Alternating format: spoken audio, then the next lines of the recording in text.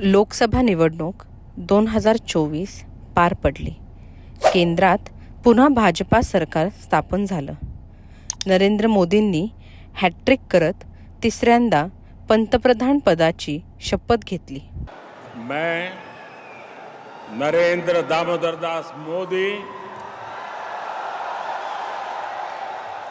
ईश्वर की शपथ लेता हूं कि मैं विधि द्वारा स्थापित भारत के संविधान के प्रति सच्ची श्रद्धा और निष्ठा रखूंगा. मैं भारत की प्रभुता और अखंडता अक्षुण्ण रखूंगा.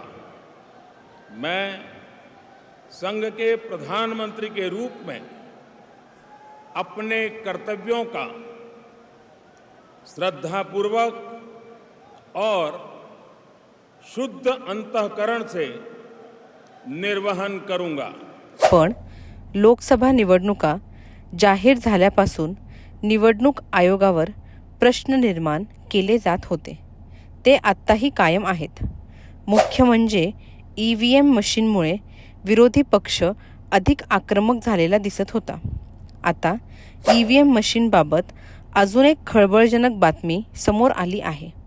लोकसभेच्या 362 जागांचा डेटा जुळत नसल्याचं सांगितलं जात आहे. नेमकी काय आहे गडबड तेच जाणून घेऊया या व्हिडिओच्या माध्यमातून. नमस्कार, तुम्ही पाहताय राज्य लोकतंत्र. लोकसभा निवडणूक 2024चा निकाल 4 जून रोजी लागला आणि अनेक ठिकाणचे चित्र बदलले. 400 पार म्हणणाऱ्या भाजपाचा आवाज बंद झाला, तर दुसरीकडे 232 जागा निवडून आलेल्या इंडिया आघाडीला सत्तेचा रस्ता दिसत होता. पण मित्र पक्षांच्या मदतीने मोदींनी हॅट्रिक करत 9 जूनला पंतप्रधान पदाची शपथ घेतली. सगळं काही पार पडत असतानाच एक घोळ झाला. EVM मशीन आणि निवडणूक आयोग यांच्या अडचणी काही संपत नाहीत. देशभरात लोकसभेच्या 543 जागा आहेत. त्यापैकी 362 जागा आणि जवळपास 5,54,598 मते निवडणूक आयोगाकडून रद्द करण्यात आले.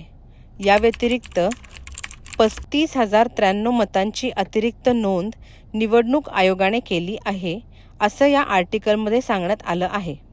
आता उदाहरण सांगायचं झालं तर तमिळनाडू राज्यातील तिरुवल्लूर मतदारसंघात मतदानाच्या पहिल्या टप्प्यात 19 एप्रिल रोजी मतदान पार पडलं. 25 मे रोजी निवडणूक आयोगाने जाहीर केलेल्या आकडेवारीनुसार 14,30,738 EVM मतं झाल्याचं जाहीर करण्यात आलं. पण निकालाच्या दिवशी काही वेगळंच समोर आलं. 4 जूनला लागलेल्या निकालानुसार 14,13,947 मतांची मोजणी झाली.